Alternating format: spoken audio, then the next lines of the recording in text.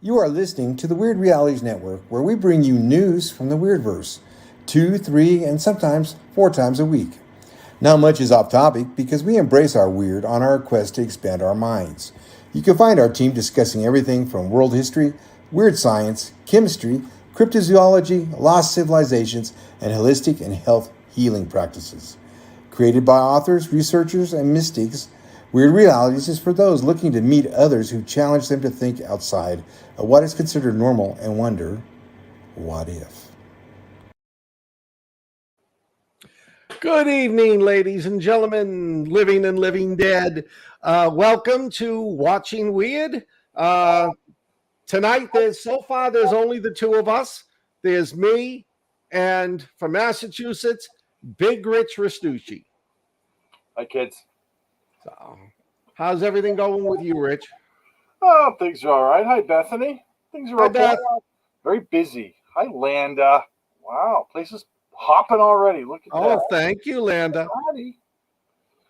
Mike, Tony, damn. Tony, how you doing? What's up, guys? Mike? How you doing, Scott? I'm busy as all hell. As you guys can see, I'm breaking down. I'm going to be moving in a couple of weeks. Going to be doing into temporary housing before I get a new place. So, you know, every time I move, it's like, holy crap, why did I buy this and this and this and this? So much stuff. Yeah. But we're waiting. Hadley cannot make it tonight. She's preoccupied. I think she's interrogating aliens at Area 51. And Alan, I think, is just running a little late. And I'm looking. We don't have Big Ash over there yet. So he'll be here. I got to tell you, I saw the pictures online of the wedding that you guys were at. Oh yeah, and he does not look anything like I thought he looked. Really, I did not picture him looking like that. I was picturing like a taller, thin guy with a beard, gray in hair, and that he was a strapping young lad with his hat on. He looked really good. Yeah, he's about 12 years younger than me. So. Yeah. Oh, no, that's going to stay here. We'll just sneak in at night whenever we need to. The other tenants will just, we'll just hit them with the mind control device so they don't know what happened. They'll just think they got a poor night's sleep. Of course, we might decide to move it after I get my permanent place. So, yes, Ash is big on big entrances. Hi, Whitney. Whitney showed up. Where's your dad? Yeah, what's going on? He probably forgot about it. No, he works. He works until pretty much. Actually, we all know the reason they're not here. Schackenstein. Yeah, it melted their brains because it was so horrible. I watched that and I thought, okay, I'm putting that aside. And the next time we do horrible movies, I'm going to make Thanksgiving and Velociraptor look like Academy Award winners. This one was just, I don't know that I've ever seen worse special effects. It was just, I mean, the shark itself was ridiculous. Yeah. The attacks, the shark attacks were just, I couldn't believe, I thought it was a joke at first. I was like, no, that didn't happen. And then the first attack is this girl on the beach. And the thing swims up and it just grabs her off the beach. It's just like, it was this CGI shark, excuse me, but it was like superimposed on a canvas. It was just ridiculous. It was so bad. Like I said, I've never seen anything that bad. I mean, the special effects looked like a middle school class had a project to make special effect movies and put it together on a Sunday night. I watched it twice. I'm going to call bullshit on that because I don't think any middle schooler would make anything this bad. That was just so terrible. It was so bad. And we haven't even gotten to anything past the special effects yet. This movie is crap. It was. Go for it. Talk about the acting. What acting? Exactly. There wasn't any. It was just, I couldn't believe how terrible it was. I know. It was just so, and the thing is, I could get past it if it was bad acting and bad CGI, if there was a good story to it, but there wasn't. It was No. just terrible. The whole idea of it was dumb. And Well, you mentioned earlier that there's a Shockula movie. yeah, Shockula. I'm going to pitch to Hollywood the Universal style series. Schockenstein meets Shockula. Well, good Lord. You And can the probably shock- make thousands of cents that way. Then we can make others like the Shock Mummy, Mummy Shock, the Shock from the Black Lagoon. Yeah, this was particularly terrible. This is not a movie anyone's ever going to recommend. It actually took me a minute to find it. Really?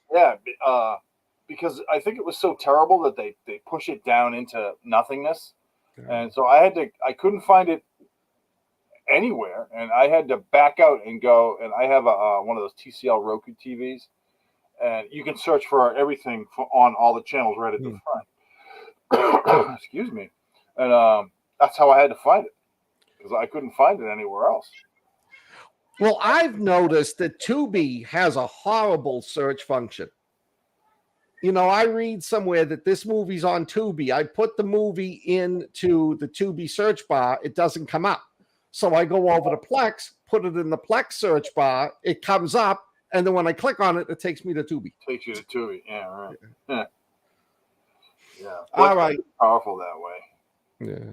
There's so many, you know, I'm thinking to myself, I may just get rid of, I may not even pick up cable. Yeah, so I don't have cable. I got rid of it almost a year ago now, and I just Plex everything. Everything I want to watch, I just Plex it. Or I have Netflix, Disney Channel, and Hulu, and Amazon Prime. But I pay for each one of those, so I think I'm going to try to consolidate or just get rid of one because I hardly ever watch Amazon Prime. But this thing's on there that I want to see. You know? Yeah, I'm going to keep definitely Tubi was right, the carrier. I'm definitely keeping Amazon Prime. There's a lot of, I watch a lot of movies on there.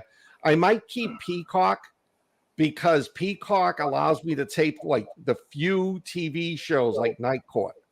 And then I'll probably, I'll keep Plex. I got Shudder, a couple of the horror ones. But I mean, why pay $70 a month for 1,000 channels where I watch 10 of them? Exactly. Yeah, and that was what was going on with me. The only thing I had it for was football. You know, I didn't watch any television. I watched The Walking Dead, but I can always watch reruns of that on Netflix. You know? Yeah. So I said the hell with it, and I cut the cord. And it was actually difficult because it wasn't in my name; it was in my wife's name. So I had to get it switched into my name before I could cancel it, and that ended up being it was a nightmare. It took almost a year. Yeah. I know. It's all fun. All right. Well, Alan may show up later, so. And I know everybody's dying to hear the snarky comments. So tonight's movies were Schockenstein, The Night Crew, which I actually kind of enjoyed, and episode 1 of season 2 of the Netflix series Sweet Tooth. And if you guys haven't watched this is a great show to watch. It's family friendly. It's got a nice... It takes place in a semi-apocalyptic society, but it's got a nice vibe to it. The kid actor, the same kid from Cocaine Bear, he's phenomenal in it. So do we want to save the worst for last or start with Schockenstein and get it out of the way? We already started talking about Schockenstein, so go ahead, take it over. All right. I did the same thing, Lana. I binged watched the first season this week so I would get caught up, and now I'll have to watch the rest of it later. Schockenstein. I stumbled across this thing on Tubi, and you guys know me. I put up, when I'm writing, when I'm marketing, I put up crap movies because they do not distract me. This movie has to be, well, before I give my review, Schockenstein, 1945, April. The German Empire is falling apart. A mad scientist who overplays the mad scientist role has taken Frankenstein's heart and Frankenstein's brain. The SS show up, steal the heart and brain because their idea is to take it to the United States and make super soldiers, SS officers, fighting in the American heartland with the tenacity of a Frankenstein and the emotion of a Frankenstein, these giant monsters. Well, submarine gets sunk off the coast of the United States. Not explained. Gee, that was a surprise. This other mad scientist, who I swear this guy was on drugs for the actor was on drugs for the whole thing, has got the brain and has got the heart. So he pieces together bodies of different sharks, a great white, a blue shark, a hammerhead, and a mako, and creates a Franken-shark and puts the Frankenstein brain, the Frankenstein heart in it, and then starts testing it on the local population. And the local population in this movie is like a couple of fishermen. I think he was a game warden. Yeah, he was a game warden, and a whole bunch of kids that show up, I think, to make some type of movie. I forget the plot. The plot is so. There is no plot. The plot is so. What I loved about this movie. All right, Ash, drive safe. What I loved about Rich was making fun of this. This movie looks like a bunch of middle grade students. We're told you're going to put together a project. You got 4 weeks to do it, and the Sunday night before it was due, they put it together that afternoon. The monster shark is comical. Somebody cut up sharks, different shark models, put them together, and made staples on them, so it looks like Frankenstein. But the special effects, it would be literally like, oh, the shark's about to eat me. Oh. They just put it in front of the screen. Then they'd they'd take the person away, put like fake feet down, and splatter blood all over the place. It was horrible. There's a scene at the end of the movie where a mob, like the same type of mob that goes after Frankenstein, they go after Sharkenstein. And this woman is carrying nothing but a torch. And did you notice that? They never lit the torch. Every time the torch was lit, it was CGI. Yeah. And it was horrible CGI. I mean, it almost looks like somebody just drew flames on it. That's what it was. Somebody drew flames on it. It was ridiculous. It's a horrible movie, but I loved it because it was so bad. The special effects, the acting. There was nobody acted there was not one person in this movie that acted. I've seen cheaply made commercials with better acting in it. But it was, and then at the end, you find that the German scientist grabs the last two people alive, and he kidnaps them and says, you're going to help me because once we perfect Sharkenstein, they have Hitler's brain and Hitler's heart. They're going to make a Hitler shark. So, which is, I always thought to myself, there's the next sequel. Yeah, please don't. Mike, they did not spend that much on the special effects budget. I would actually like to see the budget on this movie because it was, like Scott said, the special effects were, you can't even call them special. They were just effects. No. And they were poorly done. No one put any thought into it. It was literally like Scott just had his remote flying. And that's really what it was. They superimposed this really fast image of this, cut together shark, and it would just move across the screen, and then it was gone again. And you, like Scott said, there'd be a piece of a bloody piece of a person. And it was like it was on a background, like somebody dubbed it in with a computer. It was just terrible. It was so poor. And then there's three sort of main characters, I guess you can call them. There's a girl and two guys. And they're out on vacation together, and they want to go to this island. So clearly, there's something in the water already, and they're like, "Hey, I have this great idea. Let's jump in the water and swim to that island over there," which they do. And then, people start dying, blah, blah. They get to the island, meet the crazy scientist guy. And he's got the gun and the most terrible German accent you're ever going to hear. And he's trying to have them help him. And, and then things go bad for the scientist like it always does. And Sharkenstein decides, hey, I don't want to take orders from you. And, he does what, Sharkensteins do.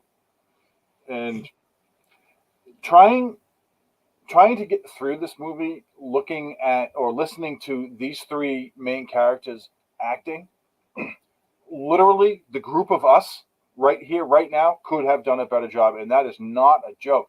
No. Excuse me. It was to the point where I thought they were trying to be bad. And then I realized that they're not. They just suck. And I have no idea. I think what happened is some guy hired his buddies to be in a movie, and they people that didn't know how to act tried to act, and it was so terrible that we just I actually did make it all the way through. I turned it off. I did, and I was like, I've done this once already this year, so I turned it back on and I watched the rest of it to my everlasting shame. And I just I have nothing good to say about this movie. Nothing at all.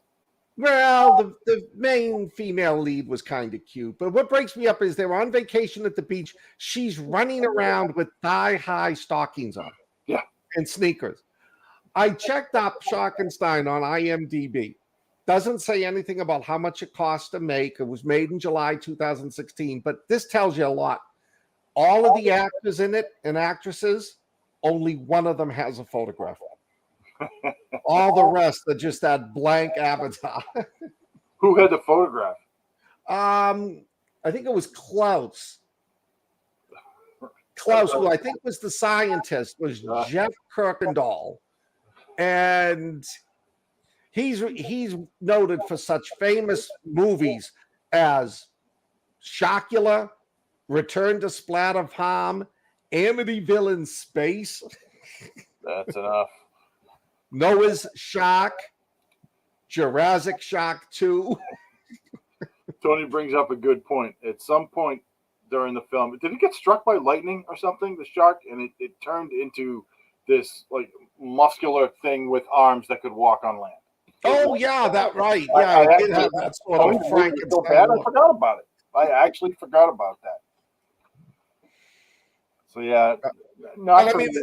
The one scene that just got me was there's this one woman who has a pistol, and as she's shooting the pistol, she goes, bang, bang, bang. No, I only picked this one because you guys always make fun of me saying you can't find a worse movie than Thanksgiving. Well, congratulations are in order. Yes. You've nailed it. This was now nobody here dare say you'll never find a movie worse than Sharkenstein. No, everybody keep quiet on that one. I just all right, that's possible. So, Rich, what do we give this gem? I'm not giving this any stars. There's no stars given for this. This is, in fact, I'm going to give this -2. We're going to take whatever you give it. I'm taking 2 away. That's how bad it is. So unbelievably terrible. Normally, Jen, this is live. Yeah, normally, Jen. I would say, you know what, you got to see it just to see how much it sucks. But no, you don't. Not this time. This is that bad. It's not worth watching. Just get drunk. Don't torture yourself. Don't listen to this guy over here. No, don't get drunk and watch it because it's that bad. You just puke. It's so awful. Don't do it. What happened? I give it a negative whatever. Anyway, go ahead, Scott. What do you give it? No, I was just, what happened to the song? We played the song at the beginning. At least I thought I did. Oh, she was talking about dongs. How many dongs do I give it? It is not dong worthy. It gets no. I mean, this thing is just like a completely amputated dong. Scott, do not look at what Mike Lewis just said. He was only joking. He didn't mean it. Challenge accepted. I would give this movie a 0.03. And the only reason I give it that much is because I really liked the ingenuity of putting together 4 shark models and making it look like a Frankenstein. But yeah, no dongs on this one. I mean, this one is just Yeah, it So was bad, folks. You just it is really bad. It is horrible. And it tells you a lot about me. I watched it twice. I watched it the first time I saw it, and then I rewatched it for this. So were you being tortured? I mean, is this a CIA thing? They no. Schockenstein over the waterboard. Actually, that's what we used to do. We used to like sit them down and like show them Golden Girls and Friends until they broke. Oh no. All right. So our next gem is The Night Crew. Go ahead, Rich. Yeah.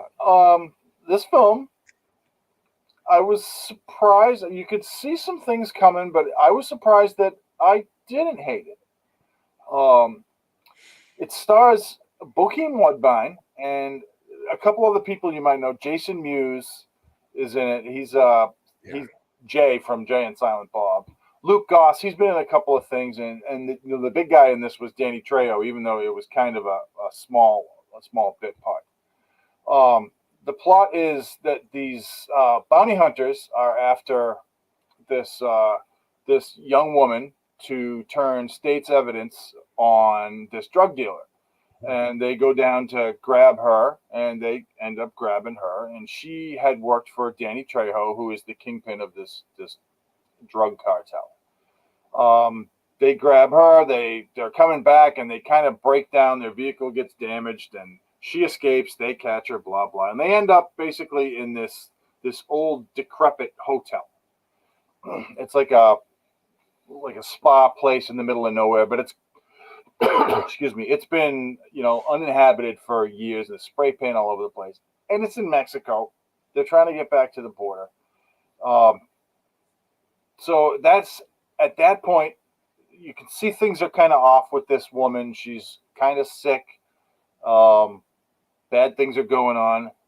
Every single drug person, in the history of drug people in any cartel now show up, and they're bullets are flying. There's RPGs going. There's flamethrowers, grenades, and the four of these bounty hunters and now Jason Mewes are trying to fight off all these people.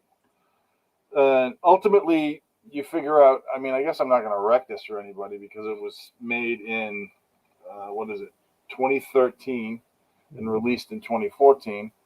The girl and Danny Trejo end up being vampires. So the thing is, it doesn't really play into it that much. You don't get a lot. It's not a horror movie. It's sort of a trapped standoff movie. And it just, like I said, I didn't hate it. I thought it was going to be one of those ones that was just terrible, but I didn't hate it. And I guess they started filming in December of 2013, and they filmed the whole thing in 18 days. and that's about the only thing I could find on this movie that was any good. I couldn't find any budgetary stuff. I couldn't find anything like that. And that's pretty much all I have about it. I thought it was decent. It was way better than I thought it was going to be. I thought the acting on I like Bokeem Woodbine. I always have. But I thought the acting was better than it was. We were led to believe when the movie was picked. But overall, I think the film's worth seeing. It's going to be one of those Saturday morning hungover type of films that you watch, and you're not going to remember too much of it. I had to fight with my mind to remember what it was, and then Scott said it, and I was like, "Oh yeah, it's The Night Crew." But I would suggest give it a watch. It's what I wouldn't say about Schockenstein. So this one is worth it, but it's not gonna win any Academy Awards. What did you think, Scott? No, I agree with you. I watched it. I enjoyed it. It was what it was. A B-grade action movie with some fairly famous actors who were just doing this to pay the rent. Yeah. It was fun. The action scenes were bizarre. They were over the top. It was enjoyable. I agree with you. I always thought it was like a vampire movie. And then I was like, well, no, it's not a vampire movie. And they only introduced the vampires in like the last 10 minutes of the movie. Like you said, it's not going to win any Academy Awards. This is not the greatest movie ever made. I watched it, I enjoyed it, and I forgot almost everything about it a week later. I watched it the Wednesday night before we filmed last week, and we didn't film. And by tonight, I completely forgot. I forgot Danny Trejo was in it. Yeah. Well, And Jason, Jason Mewes was funny because he didn't play himself. He played this other jerk character. A dirtbag. I mean, he always played a dirtbag, Jay and Silent Bob, but this kid was like an actual dirtbag, and he wasn't a good guy. Like the Jay and Silent Bob, he's always a good guy. This guy was kind of, please don't hurt me, and I'm going to call the bad guys on you now. That type of thing. Yeah, it was all right. It was fun. I'd watch it once. I would never watch it again, which is really sad considering I watched Frankenstein twice. You got I was going to say that. But it's worth, if you're looking for a movie, a mindless, fun movie. If you want to if you got a 6-pack of beer, a couple of friends, and 2 pizzas, and are looking for something that'll entertain you, this is the movie for you. So I would probably give it I'd give it a 2.75. Yeah, I'll give it a 3, just because I like Bokeem Woodbine. He's in it, and the 2 girls that are in it, May and I can't remember the other girl. They actually worked out pretty well together. They had a pretty good dynamic. And then Luke Goss, who I thought for sure was, he was going to just kill everybody, ended up, I won't wreck that for you what happens there, but he ended up doing all right. He was good. He was all right. Danny Trejo is Danny Trejo. It's just, like I said, bit part for him. So I'll give this one a 3. Yeah. He was the only thing about it. I was kind of disappointed. He plays a bad guy in this, and I was expecting so much more bad from him. But it was almost like Trejo phoned this in. Yeah, I think they might have added him in after it was made. 3 Dawns. Oh. Yep. I think they may have added him in after it was made because it didn't. You're right. It looked phoned in. It didn't look like he was into it too much. Yeah. My favorite character was like his captain, the big dude, the big bald dude. Yeah. Was he bald? He might have been bald. I think he had a mustache, but he was actually a vampire too, and it was pretty good. I liked his character. He was just this tough guy. Yeah. But yeah, overall, We're like blowing through this thing because there's only 2 of us. I know. So let's move on to something that is really good. I was pleasantly surprised when you guys picked Sweet Tooth as the series we're going to watch. It was like, I never saw the first season. I know I'm going to get lost. I really enjoyed this series. Did you want to talk about it? Yeah, we can. Go ahead. You can go first. Okay. Talk about it. We're starting tonight with season 2, episode 1. I would watch this. I binge watched the first season this week. There's only 8 shows. None of them are more than an hour.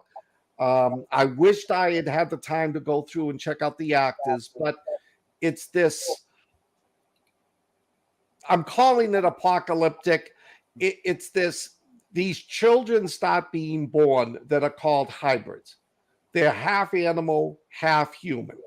Along with this birth of the hybrids comes a disease that starts to wipe. It's a plague that starts wiping out humans. So it deals with the 2 aspects of it. Parents who are ashamed that their child is born like half raccoon, half human, and the falling apart of the government. And there's a group of mercenaries who are going around trying to kill off all of the hybrids and use them to figure out a way to stop the plague. It's actually quite good. It's 3 or 4 different stories. It's this one guy. It starts out with this one guy who's living in this sanctuary with the main star, a young boy who is part deer, part human. And he's teaching him and he's training him and he's telling him stories of his mother. The other one is this girl who's part pig, part human, and she's living with she winds up living in this zoo in a big city with a woman who takes on the role of her mother. And it's hard to explain the whole series. It's really heartwarming. And if you watch the first series, you'll find out what happened to each character's mother or father, their backstory, the backstories of the bad guys. And which I think the writing on this is absolutely excellent. The first season ends. I don't want to give anything away. It's a cliffhanger. Yeah. Two of the children, let's see, one of the children loses his or her guardian slash friend. The other one, they try to escape when they try to escape from the zoo, and the little pig girl gets caught. Season 2, episode 1 begins. Now they start bringing all the characters together. The deer boy is captured. He's captured. He's brought to the zoo. Who's the guy? Who's the bad guy? The guy with the long beard and mustache and bald head with his name is General Abbott, and it's played by Neil Sandilands. I don't know if you know him. Yeah, he's been in a couple of things. Let me look up he's really good. He is an asshole. He is. He is a complete asshole. And they have kidnapped an Indian scientist whose wife has the plague, but he's able to treat it. He can't cure it. So they kidnap him and his wife and decide to use him. They tell him, you don't do this, your wife dies, and then so do you. And they have him experiment on these children. They introduce a whole group of hybrid children that they are lovable. Yeah, I love Bobby so much. Bobby's my favorite. Yeah. Bobby is so sweet. Bobby's go for a hedgehog type of thing. Yeah, and then there's like one girl who's pot porcupine, which I thought to myself, oh great, my dog will bite her. The kids in this are brilliant actors. I mean, they're absolutely stunning. The storyline, the plot, it's extremely well written. I highly recommend watching season 1 before you start season 2. Oh, for sure, yeah. Yeah, because otherwise you're gonna open up in that first episode and you're gonna go, who is she? Why is she there? I think there's only 8 episodes too, so you can get right through it. Yeah, it's 8 episodes and none of them are more than an hour. So, I mean, I binge watched it in 2 nights. I was pleasantly surprised. I went into this thinking, I'm going to hate this. This is going to be a waste of my time. I'm enjoying this. I will watch this if they do 12 seasons of it. It's beautifully written.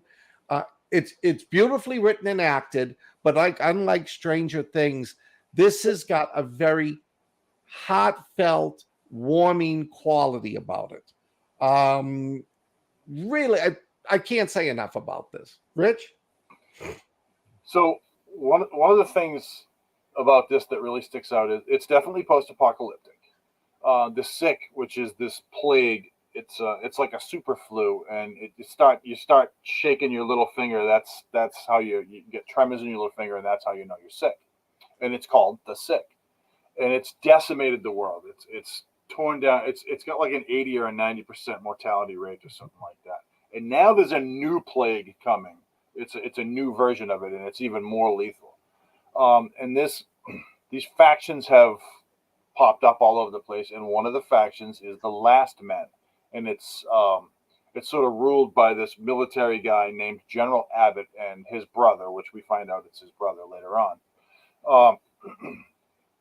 And General Abbott is just a bastard, And what he does is he hunts these children, and he grabs them and brings them back to his to the Indian doctor that Scott was talking about, and they kill these kids. They straight up kill them. So it's just every time you see a kid, you're on edge, thinking, is he going to get caught? Are they going to get away? And they end up catching a whole group of the kids that were at the zoo, and they put them in this cage, and they keep them at the zoo. They take the zoo over, General Abbott and his asshole soldiers, and they start experimenting on the children, and it's something in their brain that can help, prolong the life of someone that gets the sick, but also they're looking for a cure.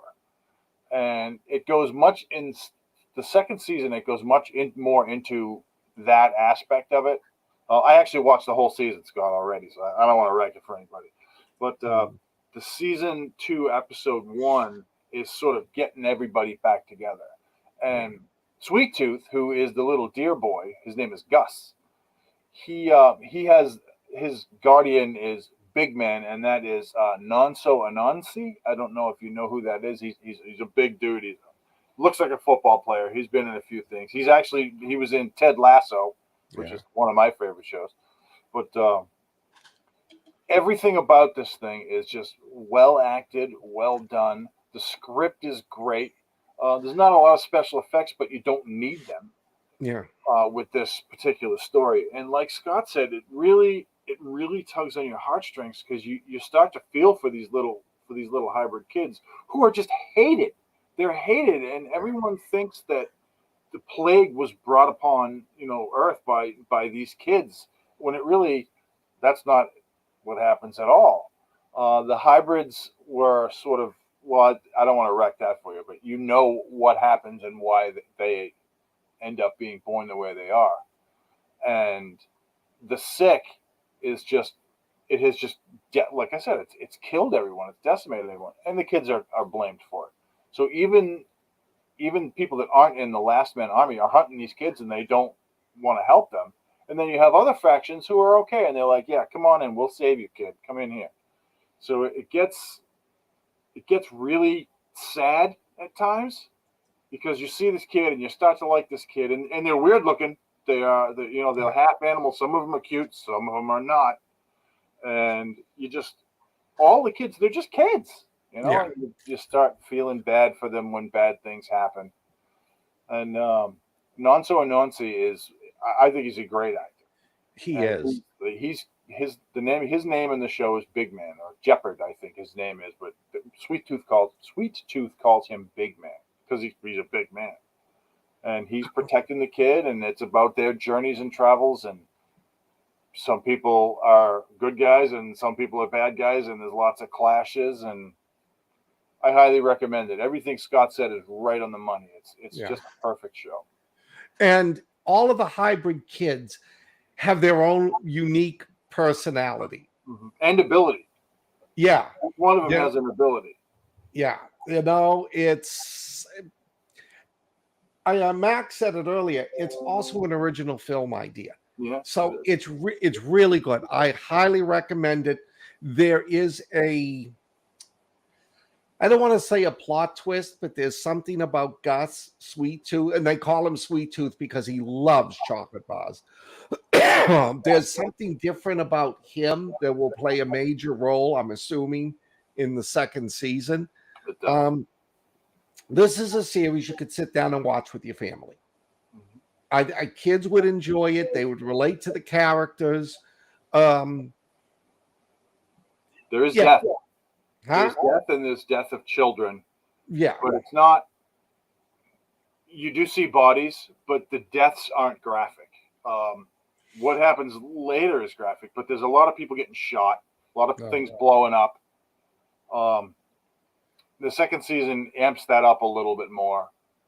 And like I said, it is a family show. You could definitely watch it with kids, but it depends on the maturity level of the kid, I think. But I mean, kids now with their phones, they're mature in the womb.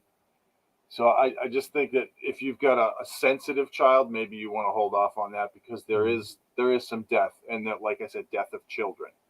So that shouldn't turn you off from watching this, because there's not a lot of it, even though you hear about a lot of it. Yeah. About this General Abbott and him hunting these kids. That said, if you have a sensitive kid, or if you're sensitive yourself, you might want to just sort of watch it slow and kind of tame it and be ready to pause, because there is a little bit of that type of thing and some sadness. But overall, the other stuff just far outweighs and eclipses that so much. I know I went on a bit of a tirade about that. Don't let that in any way stop you from watching this, because this is one of the better series that has come out in the past 5 years. I honestly think it's top 5. Yeah, I'll tend to agree. So far up to season 2, episode 1, you don't see anything happen to the kids. Right. You know what happens. You never do. It never happens. And I got to admit, you know it. I don't remember the name, but the lady in the house where the young girl that was thrown out of her group shows up. Yeah, Bear. She is awesome at the end of season 1. I loved her so much. She actually has a larger, still not a great role, but a larger role in the next season. And you figure out kind of who she is and why she's there. The one with the flamethrower? Yes. Oh, I didn't think she made it through season 1. No, she's still there. Jennifer, I looked it up. It's based on a DC comic series. So, I did not know that. No, I didn't either. I'd never heard of it before, but I'm not a DC fan. I'm a Marvel person. Same. So yeah, it really is good. I would rate this show 4.9. Yeah, I'm going to give it a straight up 5. I think everything about this show is great. And you really feel for the characters. It's one of those shows where you want everybody to be okay. And when they're not, you just feel, you feel sad. But there's so much happiness and the kids are just adorable. Yeah. They're cute. And they're, like Scott said, they're great actors. So you feel for these kids, and you start to feel for the adults who care for them. And you really hate the bad guys. I mean, oh yeah, there's a couple of bad guys that go out in spectacular ways. The guy who plays General Abbott is such a dick. The actor does such a great job of him. You love hating this guy. He reminds me of somebody, and I can't think of who it is. I mean, he's got a Sam Elliott vibe, but in a kind of spindly bad guy. Because he is tough. He's not. Looking at him, you're like, he's not that tough, but he ends up being pretty tough. And he's up there in so far as evil too, because he's a child hunter. He hunts these kids to help him. He hunts these kids to help himself because he wants the cure. You know, he's not sick, but he wants that cure so that he can hold that cure over everyone else. I was surprised because I'm watching this and I'm thinking to myself, okay, this one guy looks familiar. Will Forte is in it. Yeah, he's Sweet Tooth's, dad at the beginning. Yeah, I didn't realize that. Yeah. And what's also good is if you watch season 1 first, they throw the characters at you and then do flashback scenes. So you see how everyone got to where they are and how they're complete. Like some of them, they never would have expected they would have wound up this way. The backstory for Will Forte and Gus, I think was beautiful. Yeah, it was great. And I don't want to wreck it for anybody, but later on in the season 2, there's an episode devoted to that. So it's pretty good. And another character that's very important. Do you know who the narrator is? No. It's James Brolin. Really? Okay, I knew the voice, but yeah, Max, it is pretty emotional. The whole thing is emotional, and you just have to push through because it's every bit of it is worth it. It is. And I'm not a fan of TV series. I've watched very few of them because I just don't have the time. But I started watching this on like Sunday night. I blew through it in 2 nights. It was that good. Yeah, like it's a fast watch too. I think. Let me look it up. I think it's only 8 episodes. It was 8 episodes, and Oh, they there you ranged from like 40 minutes to 55 minutes. Totally worth it. Mike, I love that idea. I'm going to pitch it to Hollywood. I'll give you a 25% profit. Oh no! I my would food is make- done. I would make that movie just to see that title on screen. Oh no! Scott's Son gonna of hire all you guys to Schockenstein. be in the movie. Son of Schockenstein. House of Schockenstein. Revenge. Frankenstein meets Schockenstein meets Shockwolf. Or Wolf Shock. Werewolf. Yes. Well, that's all I got, Scott. Yep. 45 Yep. minutes for just the two of us. Yeah. Anything you want to talk Well, I about? mean, we had a lot of good stuff to say about we Sweet did. Tooth. We did. Yeah, I really recommend watching this. Like I said, I'm not a guy that jumps into series. I love this one. I'm going to watch this one. It's going to now be a challenge for me. Do I watch all of season 2 now and forget about it? Or do I like just do the next episode for the next few weeks? Yeah, this is. I couldn't stop. I started watching as soon as I knew it was on, and I was like, "Wait, it's Netflix. It's all out, right?" So Yeah. I looked at it. I was like, everything was great.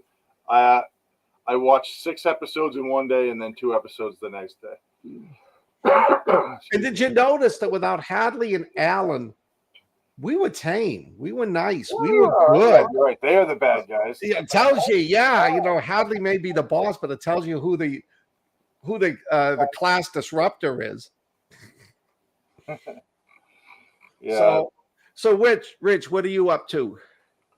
Oh, so I just had a short story come out in an Anto. It's called "The Depths Unleashed," and my story is called "Pressure." And we're on our 3rd week of release, and we're still in the top 10. So that's good. Great. Yeah, it's not bad. And I am working on. I'm actually very excited about a story that I just started last week or the week before, and it's for the Weird Realities anthology, and it's about apocalypse. Anything goes, and we've got some good authors that have signed up to do it, and hopefully we can crank this out by middle of next year. Okay. What about you? I sent you a possible story Oh, you did? on direct message. So take a look at it and tell me if it fits. If not, I'll come up with something else. Oh, I'm sure it'll be fine. I've finished the final draft of my techno thriller, the Deadliest Breed of Assassins, about transhuman assassins. Look it up. It's a real thing. Transhuman assassins that are going to be used to take out Kim Jong-un. The release date on that is August 15th, which is Kim Il-sung, the old North Korean leader's birthday. It's, for me, kind of ironic and a plug. I'm finishing up the final draft of The Ghosts of Bethlehem Asylum. That's going to be coming out June 15th. And soon I'm going to be starting doing the next Chronicles of Paul book. And keep checking my Facebook page because I may be looking for a few people to kill. So, also, warning you now, if any of you live in the Pennsylvania area, I posted this on my page. They're doing at the Monroeville Mall. This year is the 45th anniversary of the release of the original Dawn of the Dead that was filmed at the Monroeville Mall. I was able to get a vendor table there. All it is zombies. They're going to have vendors, artists. Ken Foray is going to be there. Galen Ross, Tom Savini, the guy who played the helicopter pilot. Not the helicopter pilot, the other police officer that was bit. They're all going to be there. It's a 3-day event. I'm so excited about this. June 9th, 10th, and 11th. If you're in the area, swing by. They're giving tours of the museum, of the mall. They're going to show you where every scene took place. It's going to be phenomenal. Is the mall gone? Is it like an abandoned building? No, the mall is still functioning. Oh, Yeah, the outside of it. If you like watch the movie and then drive around the outside, you'll be like, "Oh my God, there's all this." Inside is different. Like the you've seen the movie. Yeah. The original, yeah. Yeah. Oh my The God. skate- The skating rink has been covered over. It's now the food court. Oh, But you can actually, if you do the research, you can go and see this is where the scene was filmed. It's now changed. And they've also got he's here. Oh, all right. I'm sorry, I skipped one. I'll get to that in a minute. Yeah, no, they point out to you where, and there's one store that's still there that was there in 45 years ago. that's actually kind of cool. Yeah, go to my website if you guys want. It's about 2 or 3 years old, but I went there. I took a ton of photographs, and then I went to Evans City Cemetery.